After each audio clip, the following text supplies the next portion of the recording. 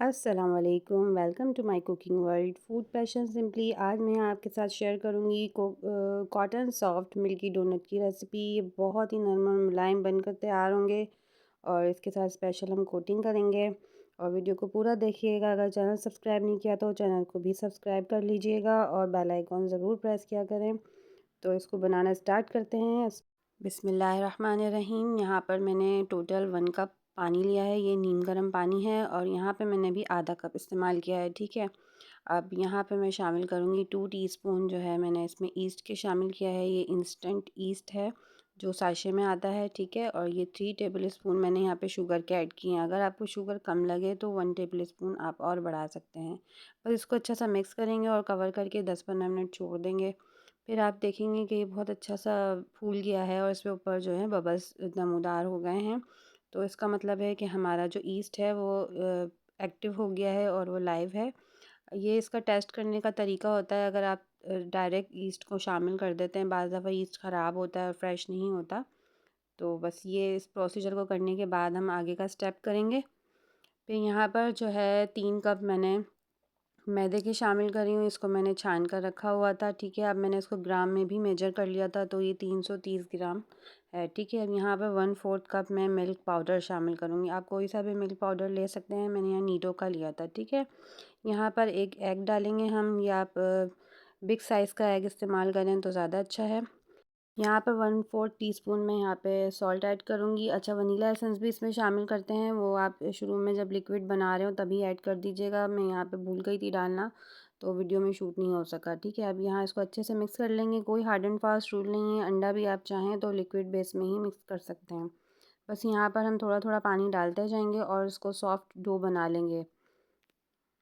बस ध्यान ये रखना है कि पानी जो है आपका नीम गर्म ही हो, पानी ठंडा नहीं होना चाहिए। नीम गर्म पानी का इस्तेमाल करें, ज़्यादा तेज़ भी ना हो। बस इसको अच्छे से गूँथते जाएंगे।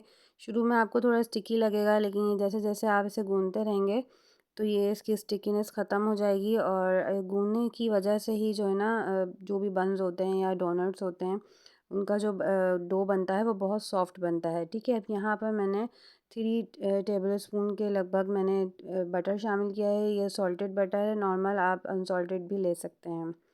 इसको बहुत अच्छे तरीके से बटर डालने के बाद मिक्स करना है और खूब अच्छा सा गूँथना है। इतना गूँथें कि हमारा जो डो है वो स्मूथ हो जाए।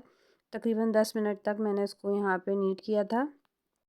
वीडियो अच्छी लगे तो लाइक कर दीजिएगा और फ्रेंड्स एंड फैमिली में ज़रूर शेयर कीजिएगा। और अगर आपको कुछ पूछना हो तो कमेंट में आप पूछ सकते हैं। इसको अच्छे से आपने नीट करना है। नीट करना बहुत इंपॉर्टेंट है। इसी की वजह से हमारे जो डोनट हैं, जिनको हम कॉटन सॉफ्ट डोनट कहते हैं, वो इसी तरह से अच्छे मुलायम बनकर तैयार होंगे। ठीक है, अब यहाँ पर मैंने थोड़ा सा ऑयल ड्रिज़ल किया था उसके, ताकि पैन जो है जो ग्रीस हो जाए बाउल। और उसके अंदर फिर हम इसके डो को सेट कर देंगे और ऊपर से भी थोड़ा सा ऑयल लगा देंगे और उसको क्लिंग रैप से कवर करके तकरीबन 1 घंटा छोड़ देंगे। तकरीबन 1 घंटा, 1 घंटे से ज़्यादा भी लग सकता है। ये हमारे वेदर पे भी डिपेंड करता है कि हमारे यहाँ गर्मी है या सर्दी है। सर्दियों में देर से डो राइज़ होता है और गर्मियों में जल्दी राइज़ हो जाता है। ठीक है, यहाँ पर मैंने पेपर कट करके रख ली थी, बटर पेपर है, इनको स्क्वायर शेप में आपने काट लेना है। 1 घंटे बाद मैंने चेक की थी, माशाल्लाह से हमारी जो डो है वो राइज़ हो गई थी। बस इसको पंच डाउन करेंगे हम, तमाम एयर इसके अंदर से रिमूव कर देंगे और एक बार और अच्छे से आपने इसको नीट कर लेना है ताकि ये स्मूथ हो जाए।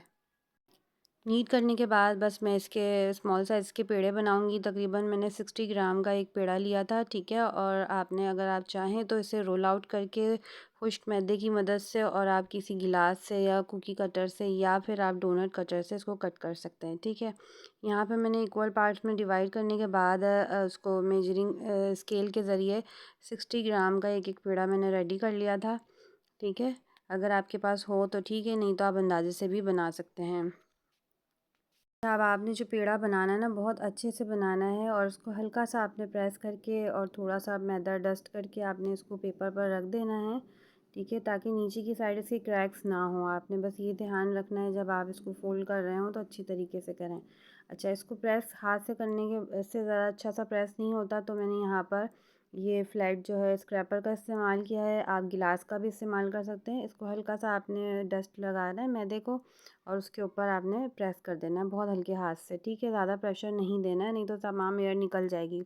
बस यहाँ पे फिर मैंने नोज़ल से जो है इसके सेंटर में नोज़ल को भी हल्का सा आपने ड्राई मैदे में आपने डस्ट करना है और उसके बाद आपने आसानी के साथ इसका सेंटर पार्ट रिमूव कर देना है। आप चाहें तो इसको ऐसे भी बना सकते हैं, लेकिन मेरे बच्चों की ख्वाहिश थी कि मैं सेंटर पार्ट रिमूव करूँ। फिर आपने ये करना है कि इसको कवर करके 15 से 20 मिनट के लिए छोड़ देना है, तकरीबन आधा घंटा भी आप छोड़ सकते हैं। और बस ये देखें हमारे अच्छे से राइज़ हो गए थे। तेल का टेम्परेचर भी बहुत इम्पॉर्टेंट है। आप वुडन स्टिक जो है आप बॉटम में जब टच करेंगे तो बहुत मामूली से आपको बबल्स निकलते हुए नज़र आएंगे, बिल्कुल फोक की सूरत में। ठीक है, वही स्टेज है। आपने आंच बिल्कुल धीमी रखनी है, बिल्कुल भी तेज़ आंच पे इसको फ्राई नहीं करते हैं। बस आपने जब इसको डालेंगे तो बहुत स्लाइटली हल्के हल्के बबल्स आने चाहिए, वो भी इनके साइड्स पे। तेज़ आंच पे अपने आपने पकाया तो आपके डोनट्स हार्ड हो जाएंगे, अंदर से पकेंगे नहीं, ऊपर से कलर जल्दी आ जाएगा और ये बहुत हार्ड हार्ड से बन के तैयार होंगे। सॉफ्टनेस का असल राज ही ये है कि आपने इसको धीमी आंच पर पकाना है और ईच साइड आपने 3 मिनट तक फ्राई करना है। और डार्क कलर भी नहीं लाना है, बिल्कुल लाइट सा गोल्डन कलर आ जाए तो आपने इनको फ्लिप कर देना है। हल्की आंच पर पक रहे हैं। अब आप इनका साइज़ चेक करें, माशाल्लाह ये अपने साइज़ से डबल हो गए। जितना हमने डाला था ना उससे भी इनका साइज़ इंक्रीज़ हो गया है। स्लो आंच पर पकाना है, बार बार मैं आपको बता रही हूँ, बिल्कुल भी आंच तेज़ नहीं करनी है। देखिए इतने ही बबल साइड पर आने चाहिए, शुरू में ही बबल नहीं आएंगे, आहिस्ता आहिस्ता आपको नज़र आएंगे। ठीक है, इसी तरीके से दूसरा बैच आपने फ्राई करना है। पहले नॉर्मल टेम्परेचर पर लाना है तेल को, फिर उसके बाद फ्राई करना है। ठीक है, यहाँ पर हम कोटिंग तैयार करते हैं। हमने यहाँ पे 1/4 कप मिल्क पाउडर लिया था, उसके साथ मैंने आइसिंग शुगर ली है 1/4 कप। अगर आप आइसिंग शुगर नहीं है तो आप पिसी हुई चीनी को छान कर इस्तेमाल कर सकते हैं। बस इसको अच्छे से कोट करेंगे और हमारे बहुत ही मज़ेदार से milky doughnuts, cotton soft milky doughnut तैयार हो जाएंगे। और उसको इंजॉय करें, बच्चों को बना कर दें। बहुत ही मज़ेदार बनकर ये तैयार हुए थे और मुझे ज़रूर से फ़ीडबैक दीजिएगा और यकीनन आपको पसंद आएंगे। माशाल्लाह से बहुत मज़ेदार बने थे ये, और ये बहुत आसान और बहुत यूनिक रेसिपी है। इसे कोई भी आसानी के साथ बना सकता है। आप चेक करें कितने सॉफ्ट और कितने फ्लफ़ी ये डोनट बनकर तैयार हुए हैं। आप लोग ज़रूर ट्राई कीजिए, मुझे फ़ीडबैक देना मत भूलिएगा। रेसिपी को लाइक कर दीजिएगा और अगर नए हैं तो चैनल सब्सक्राइब कर दीजिएगा। Thanks for watching. अल्लाह हाफ़िज़।